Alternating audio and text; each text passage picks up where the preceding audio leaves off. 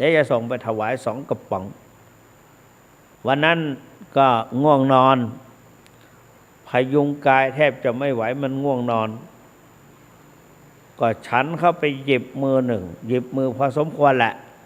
ใส่เข้าไปในแก้วน้ำร้อนลาดไปชงออกฉันใบว่านนั่นเข้าไปแล้วลากผสมเป็นลากฉันเข้าไปรู้สึกกระปรี้กระเปร่าทั้งวันไม่ง่วงเหงาหาวนอนยาวไปจนถึงสว่างแล้วกันวันนี้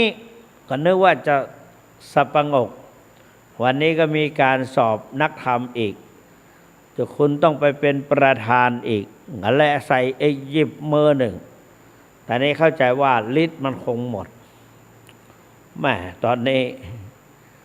มันง่วงเหงาหาวนอนเกือบจะไม่มาอยู่แล้วแล้วก็คิดว่าเสร็จนี้แล้วไปก็จะไปพักผ่อนก็แต่ว่ามาวันนี้มาพบปะกับท่านทั้งหลายได้นำเอาธรรมะก็เรื่องไปบรรยายมาก็มาลงที่ความทุกข์นึกถึงเรื่องราวที่ได้เปิดประเด็นเมื่อวานนี้นึกไม่ออกก็ไม่เป็นไรแต่ยังรู้อยู่ว่าจะต้องพูดในเรื่องความทุกข์มีอยู่10 อย่างที่จริงมันก็แยกจากไตรลักษณ์ไตรลักษณ์คือกฎธรรมชาติกฎธรรมชาติอนิจจังทุกขังอนัตตาอนิจจังทุกขังอนัตตาสังขารเราใดเนี่ยมันเป็นอนิจจังไม่เที่ยงผ่านไปในอดีตก็ผ่านไปแล้วปัจจุบันนี้กำลังจะผ่านไปเป็นของไม่เที่ยงแท้แน่นอนเปลี่ยนแปรไปโดยตลอดสังเกตดูร่างกายของเรานี้จะไปดูหาเด็กน้อยที่น่ารักน่าชังเป็นสมณเณรน้อยน่ารักน่าชังหายหมดก็มาอยู่รูปปัจจุบันแต่ว่าเราทุกวันนี้ดีเทคโนโลยีสื่อสารอะไรต่างๆก็เขาสามารถนำเอารูปเก่าๆประวัติเก่าๆคนในสมัยเก่าๆนำเอารูปถ่ายของคนโบราณในสมัยก่อนมาลงไว้พร้อมกับความเคลื่อนไหวเราสามารถดูมิตรชัยบัญชาได้ถึงแก่กรรมไปตั้งแต่สมัย509แล้วมั้ง509 510เนี่ย 509ไม่5ก็9ก็510เนี่ยถ้าอยากรู้อยากดูไปดูยังวิ่งอยู่แสดงหนังอยู่พอฟิล์มก็มีสมบัติตายไปแล้วก็ยังมีฟิล์มที่ว่าแก่ๆปรากฏคือปริศนาวงศิริเนี่ยปริศนาวงศิริเนี่ยเขาเป็นถึงนางงามเป็นถึงนางเอกหนังเป็นถึงหมอลำในสมัยอายุ34-40แต่ตอนนี้เขา60 กว่าแล้วความสวยความงามในรุ่นนั้นมันหายหมดหรือเพชรชลาชาวราชเนี่ยเมื่อไม่กี่วันนั้นร้องห่มร้องไห้กลัวชลินนันทนาครจะไม่เลี้ยงดูเพราะว่าตาของเขาไม่เห็นร้องห่มร้องไห้สมัยก่อนนี่เป็นเด็กๆแล้วดูภาพยนตร์เพชรชลาในสมัยก่อนในร่างที่สมัยเป็นสาวหรือสมัยเป็นยังเยาว์ไม่แก่นักปัจจุบันนี่ไปเห็นแล้วอยู่ดีๆเรานอนอยู่ดีๆพรวดมาทางหน้าต่างหรือพอดเข้ามาประตูดีไม่ดีเราช็อกนะช็อก อาจจะตายก็ได้ เพราะตกใจ แล้วก็ถ้าเขาบอกว่ามันไม่ยุติธรรมสมัยก่อนเนี่ยตอนดูหนังจอ16 มมเนี่ย16 มิลลิเมตร16อะไรมมก็ทุกคนก็คลั่งไคล้หลงไหลว่าเพชรลานั้นสวยงามมีอุปมาอุปไมยเปรียบเทียบให้เห็นทุกคนแก่กันไปหมดแม้แต่ตัวเราก็แก่ก็ชราเคยกระโดดโลดเต้นกระโดดโลดเต้นปัจจุบันนี้ก็ต้องค่อยๆพยุงร่างกายพยุงร่างกายมันเปลี่ยนแปลงมันเป็นกฎของธรรมชาติคือเป็นอนิจจังความเปลี่ยนแปลงไปนี่แหละความแปรแห่งสังขารในทุกขณะทุกขณะจิตทุกขณะทุกเวลาแล้วก็มาสู่ความชราอันนี้เขาเรียกว่าเป็นตัวทุกขังทุกขังทนอยู่สภาพเดิมไม่ได้ต้องเป็นไปตามกฎของธรรมชาติแล้วก็อนัตตาเราไม่สามารถจะควบคุมได้เพราะฉะนั้นทุกขังนั้นมีอยู่10 ตัว1สภาวะทุกประจำสังขารได้แก่ชาติชาติปิทุกขาแม้ความเกิดก็เป็นทุกข์ความเกิดชราปิทุกขาแม้ความแก่ก็เป็นทุกข์พยาธิปิทุกขาแม้ความเจ็บไข้ก็เป็นทุกข์มรณะปิทุกขังแม้ความตายก็เป็นทุกข์อัปปิเยหิสัมอัปปิเยหิสัมปเยหิวิปเยหิทุกโขการพลัดพรากจากคนรักของชอบใจทั้งหลายทั้งปวงก็เป็นทุกข์ปิเยหิวิปโยโคทุกโขการพลัดพรากการได้ประสบพบเห็นกับสิ่งที่เราไม่พอใจไม่ชอบใจก็ไม่สบายก็เป็นทุกข์การพลัดพรากกับสิ่งที่เรารักเราชอบก็เป็นทุกข์ก็เป็นทุกข์นอกจากนั้นหลายๆอย่างเป็นทุกข์เดี๋ยวจะว่าให้ฟัง10 ข้อทบทวนตั้งแต่ข้อแรกจนถึงข้อสุดท้ายข้อใดใบบรรยายไปแล้วข้อนั้นก็พูดน้อยๆหน่อยข้อไหนยังไม่ได้พูดก็ว่ามากหน่อยก็ได้1สภาวะทุกข์ความแก่และความตายก็เป็นทุกข์แล้วก็โสกะปริเทวทุกขโทมนัสสุปายาสาปิทุกขาแม้แต่ทุกจรมาได้แก่ความโศกเศร้าเสียใจพิไรลำพันธ์พิไรลำพันธ์ตลอดถึงความไม่สบายกายไม่สบายใจก็เป็นทุกข์ความไม่สบายกายไม่สบายใจเป็นทุกข์และทุกข์อีกอันหนึ่งก็คือนิพพัทธทุกข์ทุกข์เนืองนิดได้แก่ความหิวกระหายปวดอุจจาระปัสสาวะหนาวร้อนเย็นร้อนพวกนี้ก็เป็นทุกข์เป็นทุกข์อันที่4พยาธิทุกข์พยาธิทุกข์ความเจ็บไข้ความไม่สบายกายความเจ็บไข้ดีกว่าความป่วยอาพาธเดี๋ยวเป็นโน่นเดี๋ยวเป็นนี่ถ้าจะว่าตามแพทย์แล้วแทบจะไม่ได้ทำอะไรเลยแต่ว่าท่านก็แนะนำดีเพื่อให้เราได้เยียวยารักษาเพราะตามประเพณีเขาก็บอกว่าสิ่งที่ควรจะรีบทำด่วนๆไวๆนั่นก็คืออภิเษกกษัตริย์กำจัดศัตรูเรียนรู้วิชาแสวงหาทรัพย์ ระงับป่วยไข้ก็คือบรรเทาให้หายจากโรคภัยไข้เจ็บเพราะว่าเจ็บแล้วไปไหนไม่ได้พระพุทธเจ้าทรงประชวรไปไหนไม่ได้เพราะนั้นเราท่านทั้งหลายก็ต้องรักษาเจ็บก็รักษา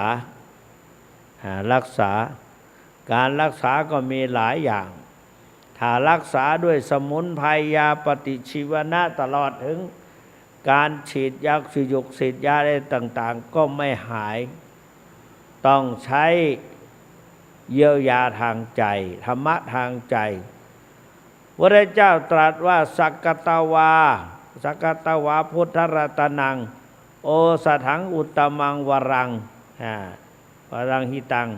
เทวมนุสานังพุทธเตเชนะโสตินานะสันตุปทวา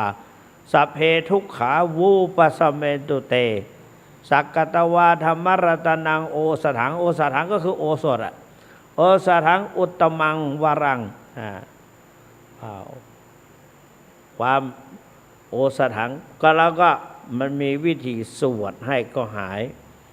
เจริญสาธยายถ้าในเฟซบุ๊กอาจจะเห็นอาตมาเกาหัวบ่อยเพราะมันใกล้จะวันพระก็เป็นอย่างเงี้ยทุกครั้ง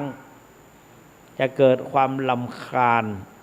และเกิดคันโน่นคันนี่แต่พอปรงผมเรียบร้อยสบายแล้วว่างไปเป็นเดือนน่ะแล้วใกล้จะปรงผมก็เอาอีกละทีหนึ่งเป็นก็ดีเหมือนกันนะทำให้เราไม่ลืมวันพระวันโกนบางทีมันคันมา2-3 วันไปโกนผมนึกว่ารังแคจะเต็มไม่มีเขาบอกไม่มีหลวงพ่อไม่มีคิดรังแคแต่ว่าเวลาใกล้จะวันพระนี่โกคันเนื้อหลังร่างกายก็เหนียวหนืดทีนี้ทุกพยาธิทุกเกี่ยวกับความเจ็บไข้ได้ป่วยอันเกิดจากอะไรดินลมฟ้าอากาศเดินผ่านไปกรำผลไปเอาละสิพอกรำผลไปแล้วเป็นเรื่องทันทีทันใดทำทีทำท่าแสบหูแสบตาหนาวร้อนร่างกายดังก็รู้อยู่เริ่มจะเป็นไข้ภายนั้นก็พาราเซตามอลยิงเข้าไปสัก2 เม็ดหายกินมากกินน้อยก็เป็นยาถ้ากินมากๆก็ทำลายไตได้ก็ฉันต่อไปไม่ค่อยได้ติดกันไปไม่ได้บางทีก็ทนนะพยาธิทุกเกี่ยวกับโรคภัยไข้เจ็บ5สันตาปทุกร้อนรุมด้วยอำนาจแห่งกิเลสตัณหาไฟ3 กองราคะคิไฟคือราคะโทสักคิไฟคือโทสะโมหะคิไฟคือโมหะไปเผาไปลนใจทำให้เร่าร้อนไหลไปตามกระแสอำนาจแห่งราคะอย่าว่าแต่คนเลยแม้แต่สัตว์เดรัจฉานแล้วเรียกว่ามันติดสัตว์เนี่ยอย่าไปใกล้เชียวนะอย่าไปใกล้เชียวนะ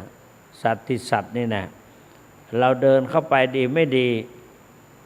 อาจจะสอยเราก็ได้บางทีเรารักจริงๆแต่พอไฟราคะครอบงำจิตใจแล้วก็ครอบน้ำตาเข้ามาแล้วมันมองไม่เห็นเรานะมันเห็นเราเป็นตัวอะไรไม่รู้สอยเลยก็อาจจะเจ็บไข้ได้ป่วยบางทีอาจจะถึงตายได้อันนั้นน่ะสันตาปทุกข์คือทุกข์ร้อนรุมโดยอำนาจราคะโทสะโมหะใช่ว่าจะหายง่ายๆนะนอโพธิสัตว์วันจะได้ตรัสรู้เป็นพระอนุตตรสัมมาสัมโพธิญาณพระองค์จะตัดในเรื่องนี้ออกไป จากจิตจากใจของพระองค์ยากนะโอ้โหพระองค์ทรงหวนคำหนึ่งนึกถึงสมัยเป็นเจ้าฟ้าชายเป็นเจ้าชายอยู่ในราชสำนักอยู่ในพระบรมมหาราชวังแล้วก็สตรีนางสนมก็ถวายการรับใช้พระองค์ชุดแล้วชุดเล่าก็ไม่ต่างอะไรกับลูกสาวของพญามารเนรมิตเป็นผู้หญิงในวัยต่างๆเข้ามาห้อมล้อมพระองค์มาบีบมานวดมาอะไรให้พระองค์นี่เพราะว่าสามธิดามารนะเขาบอกว่ามนุษย์นั้นน่ะมีความชอบสตรีไม่เหมือนกันบางคนก็ชอบขาวบางคนก็ชอบสูงชอบต่ำชอบรุ่นราวเขาเดียวกันรุ่นพี่สาวรุ่นแม่รุ่นย่ายายบางคนก็รุ่นเด็กจริงๆนะก็นี่แหละก็นางก็สามคนก็เปลี่ยนกันเนรมิตคนสามใบเข้าไปประเร้าประโลมหน่อโพธิสัตว์นี่แหละเพราะฉะนั้นสันตาปทุกข์ในท่านเปรียบเทียบเอาออกจากร่างกายออกจากจิตจากใจให้ได้นะเจ้าพระคุณสมเด็จพระมหารัชมังคลาจารย์ได้พูดกับคณะอาตมาคือก็มาพูดในวัดพระธาตุจอมทองนี่แหละในวันคล้ายวันเกิดหลวงปู่ทองเจ้าพระคุณสมเด็จพระมหาราชมังคลาจารย์มาเป็นประธานสงฆ์ท่านแสดงพระธรรมเทศนามาแสดงพระธรรมเทศนาท่านก็พูดว่าเอาพระภิกษุสามเณรเราทั้งหลายเนี่ยจงมีสตินะเราเป็นพระต้องมีสตินะและให้ระวังสตรีกับสตังสตางสตรีสตังระวังให้ดีต้องมีสตินะเพราะฉะนั้นเนี่ยก็คือว่าเนี่ยสันตาปทุกข์ทุกข์ร้อนรุ่มว่าจะก่อนจะนอโพธิสัตว์บำเพ็ญทุกขกิริยามาถึง6 ปีในวันจะตรัสรู้นะยังมารบกวนจิตรบกวนใจได้จนนอโพธิสัตว์พ้นสามารถยกตนพ้นจาก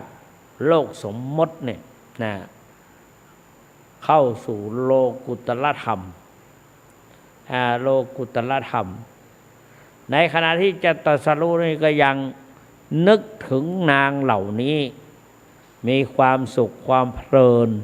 เกี่ยวกับนางเหล่านั้นยังปรารถนาจะไปแต่ว่าพระองค์มีสติ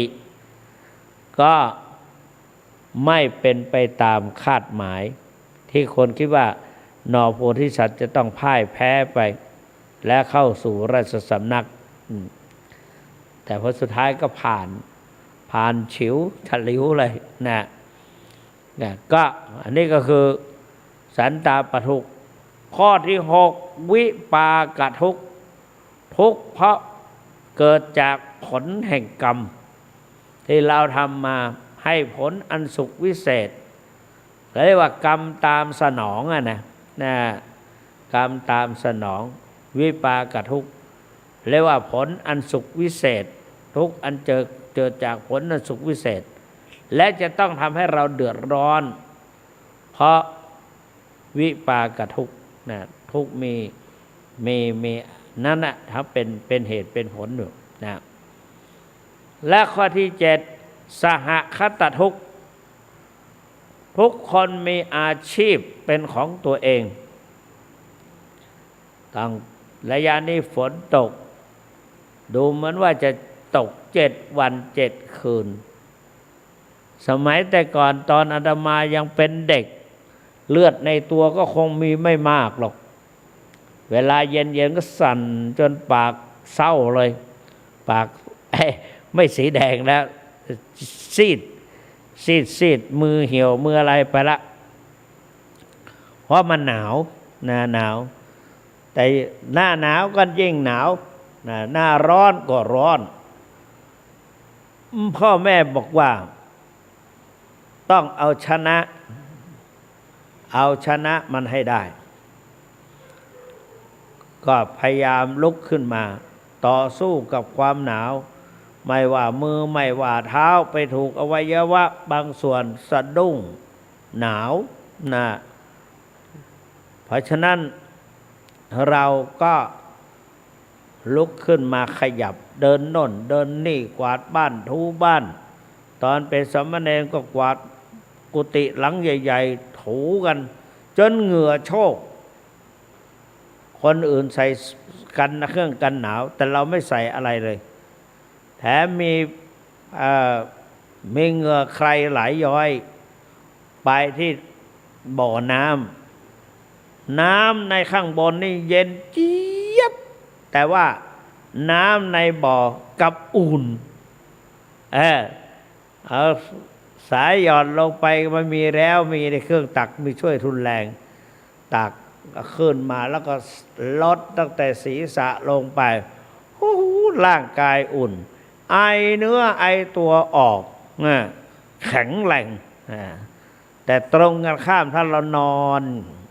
คุดคู้อยู่กันในที่นอนที่มุ้งก็การเวลาก็ผ่านไปคนโบราณท่านสอนเกี่ยวกับหลับดึกตื่นเช้าครูบาวัดพระพุทธบาทตากผ้าสอนพระภิกษุสงฆ์สามเณรให้ตื่นแต่เช้าคนตื่นเช้าจะมีโชควาสนามีโอกาสก่อนคนที่นอนขี้เศร้าครูบาบอกว่าคนรับลูกเจ้ากินพักตั้งปลายคนรับลูกควายกินพักตั้งเก้าคนรับลูกเจ้าตื่นแต่เช้ากินพักตั้งปลายสมัยก่อนเข้าป่าหาเห็ดหาผักอะไรต่างๆผักที่มันแตกยอดออกมาสวยงามเราก็จะได้ก่อนเพราะไปเจอก่อนโดยเฉพาะเห็ดเห็ดอะไรต่างๆมันเกิดขึ้นเห็ดโคนบ้างเห็ดลมเห็ดอะไรเนี่ยเห็ดแดงเห็ดไข่ห่านเยอะสมัยก่อนแล้วก็ไปเก็บกันว่ามีความสุขใส่กระจาดใส่ตะกร้าเล็กๆนี่ก็เกิดจากการตื่นเช้าถ้าตื่นสายไปคนไปเหยียบใส่บ้างสัตว์ไปเหยียบใส่บ้างคนเก็บไปหมดบ้างก็เราก็ไม่ได้ละไปก็เสียเวลาเพราะนั้นก็ต้องตื่นแต่เช้าตื่นเช้าได้เวียกหลายตื่นขวายได้เวียกน้อยคนอีสานสอนอาตมาไปอยู่วัดพระธาตุหฤพุนชัยพระอาจารย์มหาอัศยนต์คนจังหวัดอุบลก็แกธรรมดาที่พระนี่ก็ไปอยู่ด้วยกันไม่ใช่ญาติก็แนะนำพร่ำสอนหรือว่าเป็นลูกศิษย์ลูกหาเน้นแหวงเอ้ยตื่นได้แล้วตื่นเจ้าได้เวียกหลายตื่นขวายได้เวียกน้อยแหวงเอ้ยตื่นได้แล้วตื่นเช้าได้เวียกหลายตื่นขวายได้เวียกน้อยเราก็ยังไม่เข้าใจอะไรได้เวียกหลายเวียกน้อยตื่นแต่เช้านี่ได้งานเยอะพอตื่นสายได้งานน้อยทำงานได้น้อยเพราะฉะนั้นงานของเราก็คือคันธธุระวิปัสสนาธุระคันธธุระก็ท่องสวดมนต์ท่องบาลีสมัยนั้นยังเริ่มแต่เรียนบาลีก็ท่องบาลีไปก็เป็นประโยชน์อีกในห้องเรียนก็ยกย่องว่าเนนแหวงเนี่ยให้ท่องวิภัตปัจจัยท่องได้ดีไวยากรณ์จำได้ดีก็มีความคล่องก็เกิดจากอาจารย์มหาอัศยนต์บอกว่าตื่นเช้าได้เวียกหลายตื่นขวายได้เวียกน้อยครูบาพระบัตรจากผ้าก็บอกว่า คนรับลูกเจ้ากินพักตั้งปลายคนรับลูกควายกินพักตั้งเก้าเพราะฉะนั้นเราก็ต้องมีความขยันตื่นตัวตื่นใจตอนต้นสู้ทนทุกข์จะพบสุขเมื่อตอนปลายตอนต้นเราสบายจะได้ร้ายเมื่อปลายมือมีภิกษุรูปหนึ่งพยาธิทุกข์อันนั้นย้อนไปคนพยาธิทุกข์ใหม่พยาธิท่านเป็นไม่สบายอาพาธครอบงำเนื้อตัวผุพองผลสุดท้ายพระพุทธเจ้าก็ว่าเอาวิกฤตเป็นโอกาสเอาอาพาธมาเป็นอุปกรณ์ท่านสาธุชนทั้งหลายเอาวิกฤตเป็นโอกาสเราก็อายุเยอะแล้วนี่ทำอะไรๆก็ไม่สะดวกแล้วจะลุกขึ้นทีก็อาจจะเวียนหัวเวียนหัวก็ได้อาจจะตาลายมองอะไรไม่ชัดดีไม่ดีหงายท้องหรือล้มฟุบไปข้างหน้าบ้างก็มันก็จะมีนะมีเยอะต่อเยอะละก็ไม่สบายก็อาจจะวูบไปล้มวูบไปแล้วก็เขาไม่ช่วยเหลือตัวเองไม่ได้บอกใครก็ไม่ได้โดยตอนนั้นต้องเอาช้อนงัดปากกันกลัวว่าจะกัดลิ้นหลายอย่างนะอันนั้นก็นี่แหละต้องมีเป็นผู้ที่ติดตามมีความตื่นตัวตื่นใจพระพุทธเจ้าว่าชาคริยานุโยคประกอบความเพียรเพื่อจะชำระใจให้หมดจดไม่เห็นแก่นอนมากนัก ท่านบอกว่าเป็นธรรมข้ออย่างนี้เป็นคุณธรรมของสัตบุรุษ3ประการ1ปัญญารอบรู้สิ่งที่ควรรู้2สัจจะความจริงใจประพฤติสิ่งใดก็ขอให้ได้จริงๆ3จาคะสละที่เป็นข้าศึกแก่ความจริงใจ4อุปสมะนี่ก็เป็นอย่างหนึ่งแต่คำว่าเรียกว่าการเอาร่างกายเนี่ยมาเป็นอุปกรณ์สอนตนเองเอาวิกฤตเป็นโอกาสวิกฤตเป็นโอกาสเอาอาพาธคือความเจ็บไข้ได้ป่วยมาเป็นอุปกรณ์สอนตนเตือนตนของตนให้พ้นผิดตนเตือนจิตตนได้ใครจะเหมือนตนเตือนตนไม่ได้ใครจะเตือนอย่าแช่เชือนลืมเลือนเตือนตัวเองพระเจ้าจึงตรัสว่าอัตตาหิอัตโนนาอัตตาหิอัตโนนาโถอัตโนนาโถนะตนแลเป็นที่พึ่งของตนนะโกหินาโถปโรสิยาคนอื่นใครเล่าจะเป็นที่พึ่งได้เพราะฉะนั้นเราต้องเป็นพึ่งของตัวเรามีสติอยู่ทุกลมหายใจพอสติมาปัญญาเกิดสติเตลิดจะเกิดปัญหาสติมาปัญหาหายสติตายโชคร้ายแน่นอนนี่นั่นต้องมีสติกำกับอยู่ในสติปัฏฐาน4ในอิริยาบถ4อย่างยืนเดินนั่งนอนอย่างมีสติท่านสาธุชนทั้งหลายการที่มีสติคอยกำกับสำรวจตรวจดูอยู่ตลอดเวลาพิจารณาร่างกายขันธ์5อัตภาพนี้กายยาววานหนาคืบกว้างศอกซึ่งเต็มไปด้วยเมืองของพญาหนอนพวกสัตว์ในตัวเรามีตัวพยาธิตัวนอนตัวอะไรเยอะแยะไปเลยหลายจำพวกอยู่ในตัวเราแต่เราก็ไม่รู้เราไม่เห็นยิ่งนานๆไม่ได้ถ่ายยาถ่ายอะไรต่างๆก็มีเยอะในตัวเราสมัยแต่ก่อนเป็นผู้ชายคนนี้ชื่อว่าตาผัดลุงผัดเป็นน้องของแม่อุ้ยเตรียมแอนฟ้า ต่อมาแต่งงานกับพ่อเงินพ่ออุ้ยเงินก็เกิดกับนามสกุลก็เปลี่ยนไปเป็นมูลเฟยมูลเฟยเพราะฉะนั้นตาผัดนี่นามสกุลแอนฟ้าแอนฟ้าเขาว่านะตายไปแล้วเนี่ยพญาติก็ไม่อยู่ด้วยก็ออกมาตามทวารต่างๆทำให้คนที่ไปเห็นตอนที่จะนำลงศพฝังสมัยนั้นยังไม่เผาฝังลงในดินตาผัดนี่แล้วก็ภาพพจน์ที่ติดหูติดตามาคนโตเขามาพูดกันเขามาพูดกันสมัยก่อนถ้าตายตอนกลางวันตอนบ่ายคล้อยนี่ก็เย็นๆก็เอาไปละ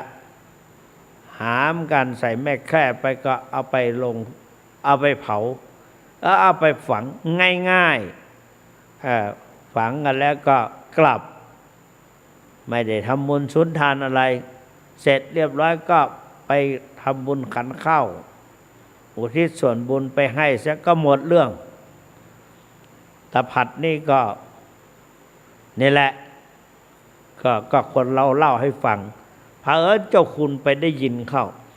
ในสมัยก่อนเนี่ยพ่อแม่เขาจะคุยกันเราแอบฟังไม่ใช่ว่าแอบฟังเรา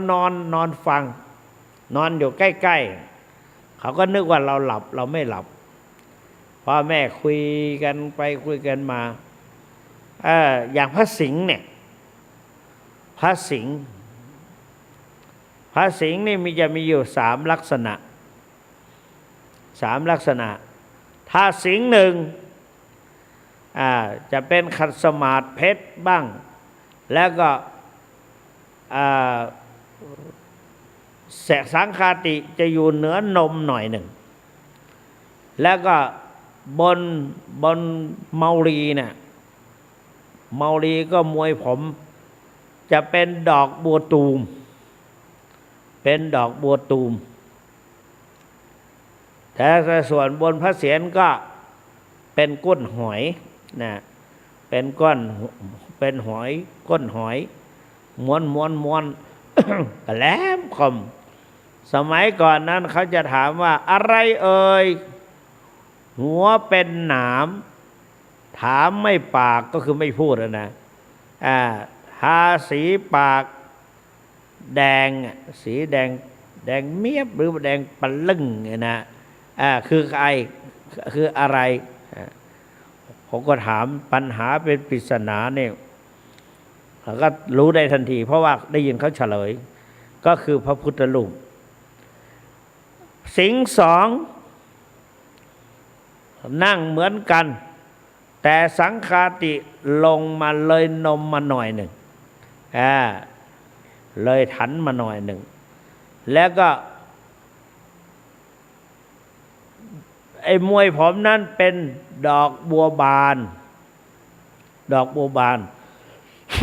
เมาลีเป็นดอกบัวบานบัวบานถ้าสิงห์3เมาลีเป็นเปลวเพลิงเมาลีมวยผมข้างบนสุดน่ะเป็นเปลวเพลิงแล้วก็ถ้าสังคาติอยู่สะดือโน่นสะดือโน่น นี่คือพระสิงห์เนี่ยตามปกติสมัยก่อนไม่ค่อยนิยมจะให้เอาไปบูชาที่บ้านในหิ้งนั้นก็เลยกลายเป็นหิ้งเทวดาก็แสดงว่าบวงสรวงเทวดาในบ้านเทวดาในบ้านนี้เราคิดว่าจะไม่มีก็ไม่ได้มีแต่เรามองไม่เห็นด้วยตาเนื้อตาของเราจริงๆมองไม่เห็นเพราะเขาเป็นร่างทิพย์โยมแม่ เพราะว่าโยมพ่อได้เสียไปแล้วโยมแม่ก็คิดถึงโยมพ่อ ใจหนึ่งก็คิดถึงใจหนึ่งก็กลัว เขากลัวเราก็บอกว่าไม่ยากหรอกแม่ก่อนจะนอนท่านก็ไม่บอกแล้วนะว่ากลัวอย่างนั้นอย่างนี้ไม่บอกท่านก็บอกว่านอนไม่ค่อยหลับยังไงก็ไม่รู้ไม่ค่อยหลับแต่จริงแกเป็นคนกลัวผีหน้าต่างประตูตลอดถึงกำแพงบ้านหรือฝาบ้านมีริ้วมีรอยตรงไหนแกเอาขี้ผึ้งไปชันยาไว้หมดแล้วถามว่าเอามาใส่ทำไมมันจะมองไม่เห็นมันมีรูอยู่นั่นหน่อยหนึ่งมันแตกอยู่ตรงนั้นแตกอยู่ตรงนี้แกก็เอาขี้ผึ้งไปชันยาไว้หมดแล้วก็ขำนะขำวันหนึ่งก็แนะนำให้ท่านบอกว่าโยมแม่ไม่อยากหรอกโยมแม่สวดกัลยาณเมตสูตรแล้วก็เล่าให้แกฟังว่าเป็นอย่างนั้นอย่างนั้นพระพุทธเจ้าให้ภิกษุได้สวดกัลยาณเมตสูตรปรากฏว่าพวกลุกขเทวดาภูมิเทวดาอากาสัทธกเทวดาที่สิงสถิตอยู่ในป่าละเมาะก็เกิดความเห็นอกเห็นใจเนื่องจากภิกษุสงฆ์เหล่านั้นสวดกัลยาณเมตสูตรตื่นเช้าขึ้นมากับกัลยามัตกุสเลนะยันตังสัตตปัดังอภิสัมเมจสโกอุสุอุสุจสุวัจจาสมุโดอนาติมานีจนถึงกัลยาณเมตสุตังจบจะเอากี่รอบก็ได้แต่ว่าพระที่ไปอยู่ในป่าเนี่ยท่านไม่ต่ำกว่า3 รอบแน่ อันนี้คือนอกจากนั้นก่อนจะนอนก็สวดยันทุนนิมิตังอวมังกลัญจโยจามนาโปสกุณัสสะโตปะกาโหตุสุปินังอกันตังพุทธานุภาเวนะวินะสมเมตุยันทุนนิมิตังสวดทั้ง3 บทนอนหลับสบายก็บอกโยมแม่งั้นโยมแม่ก็ดีใจตอนกลางวันแกก็ทบทวนอ่านแล้วอ่านอีกอ่านแล้วอ่านอีกเวลาสวดจะได้ไวเปิดหนังสือไปด้วยจะสวดจะได้คล่องความชำนาญเกิดจากการเริ่มต้นแล้วทำบ่อยๆแล้วแกก็ทำจริงๆด้วยแล้วมันดึกสงัดละปรากฏว่าสุนัขในบ้านเห่ากันโชคบอกงงงงงงงงอย่างเงี้ยคล้ายๆอย่างเงี้ยนะขอโทษแม่ก็นึกว่ามันคงเห็นขโมยขโจรปรากฏว่าไปเห็นคนแก่ๆนั่งอยู่ที่รั้วบ้านที่กองก็ตอนนั้นก็เขาไปตัดฟืนมาเป็นไม้มะขามท่อนมะขามเอามากองไว้ข้างๆกำแพงบ้านเทวดาบ้านไปนอนไปนั่งอยู่ที่ขอนไม้แม่เห็นเข้าพอดีโอ้นี่มันคนแก่ที่ไหนมานั่งอยู่ตรงนี้แกก็กลัวใหญ่เลยปิดแล้วก็นอนสวดไปทีนี้ก็เป็นเหตุให้แกก็เล่าให้ลูกสาวคนเล็กฟัง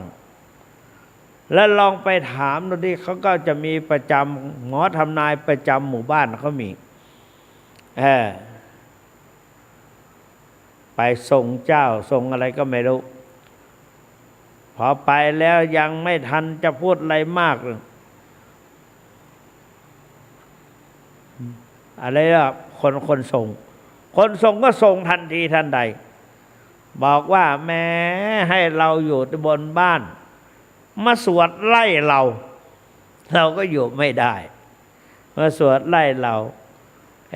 ไม่รู้แม่เอาไปบทสวดบทอะไรก็ไม่รู้เทวดาบอกว่าแม่ไล่แล้วทำไงดีเทวดาจะรักษาบ้านรักษาเรือนกลับขึ้นบ้านไม่ได้ต้องลงจากบ้านไปนั่งบนขอนไม้เอาละสิยุ่งอะไรแม่ก็กลัวไม่ต้องขึ้นมาก็ได้ก็เลยจะเป็นต้องไปซื้อหอศาลภูมิเล็กๆเนี่ยไม่เล็กหรอกใหญ่เหมือนกัน เอาไปตั้งไว้เราก็เป็นพระด้วยแม่จะทำยังไงดีอึดอัดไม่ทำแม่ก็ไม่สบายใจเอาใจแม่สักหน่อยมาแล้วก็จ้างเขามาทำมาก่อมาอะไรต่างๆแล้วก็สอนวิธีเขาถ้าเขาไม่ได้ก็ให้ใช้โวหารใช้ดอกไม้ไปอัญเชิญเอาเชิญเอาตรงที่ขอนไม้นั่นแหละเพราะว่าแกเห็นเขานั่งอยู่ตรงขอนไม้ในขณะนั้นพอพ่อแม่สิ้นบุญไปหมดแล้วนำสะใภ้เข้ามาอยู่บ้านไอ้หลานชายไม่ยอมกินเอาปลาเอาเนื้อใส่ปากบ้วนทิ้งหมดเลยไม่ยอมกินไม่ยอมกินปลาไม่ยอมกินเนื้อแต่ตาเห็นตาทิพย์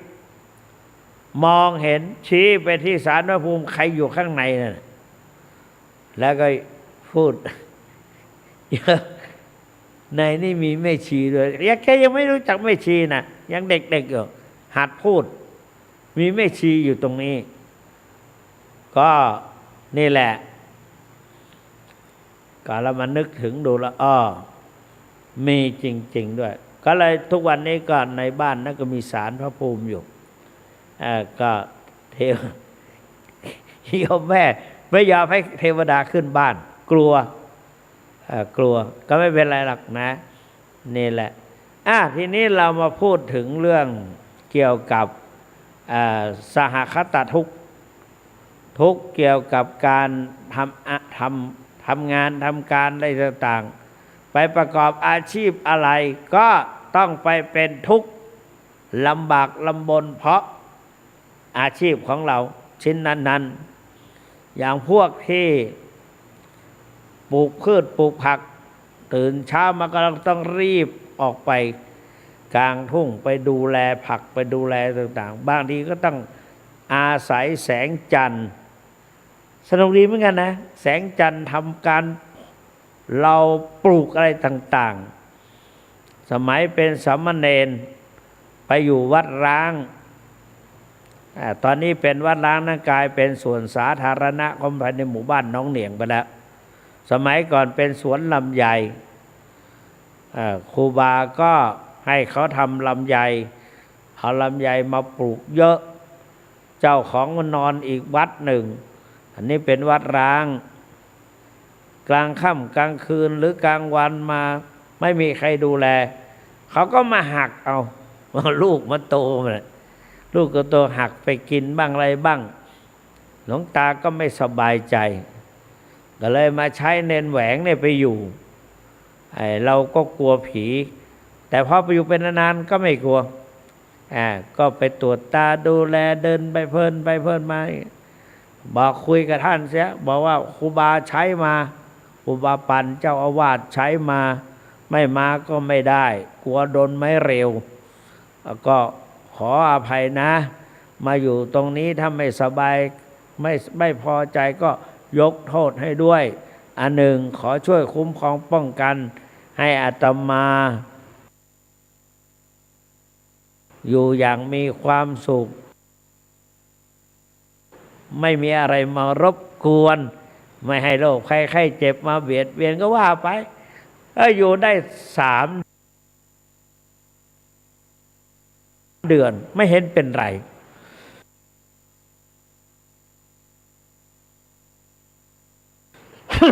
ติดอกติดใจอยากอยู่นั่นนานๆ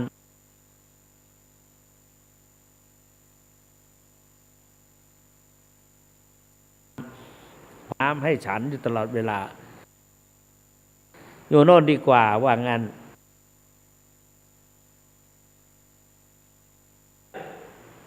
มีคนไปชวนไปเรียนบาลีพอนึกถึงว่าไปเรียนบาลีจนถึงทุกวันนี้ไม่กลับเข้าไปเลยจนสภาพวัดนั้นหายไปเลยชาวบ้านขอสิ้นบุญหลวงพ่อต้นเบิกสภาพวัดหายไปเลยสภาพวัดที่มันเป็นดอนเป็นอะไรสันดอนเป็นจอมปลวกจอมอะไรต่างเจดีย์ต่างไม่รู้ไปไหนหมดนะต้นตาลของหลวงพ่อก็หายหมดก็ไม่เป็นไรมันหายไปแล้ว เราก็เลยไปสร้างวัดบ่อหินแทนจนกลายเป็นวัดใน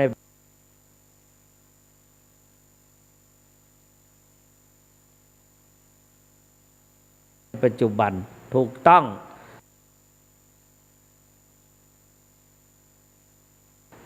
แล้วก็มีอุโบสถด้วยแล้วก็ไปสร้างทดแทนก็เป็นบุญวาสนาที่จะได้ไปอันนี้ที่ก็พูดไปพูดมาเวลาเกือบหมดละเหลือ3 นาทีไม่เป็นไรเราก็คุยกันไปโยมฟังไปก็แล้วกันโอกาสหน้าค่อยมาคุยกันวันนี้ยังไม่ให้โทรนะก็โทรไปแล้วมันจะสะดุดนะสหคตทุกข์แล้วก็นอกจากนั้น8อาหาระปริเยติทุกข์ทุกข์เพราะกินอาหารแสวงหาอาหาร9ก็วิวาทะมูลกทุกข์ที่เขาวิวาทกันน่ะทะเลาะเบาะแว้งกันก็เป็นทุกข์เหมือนกัน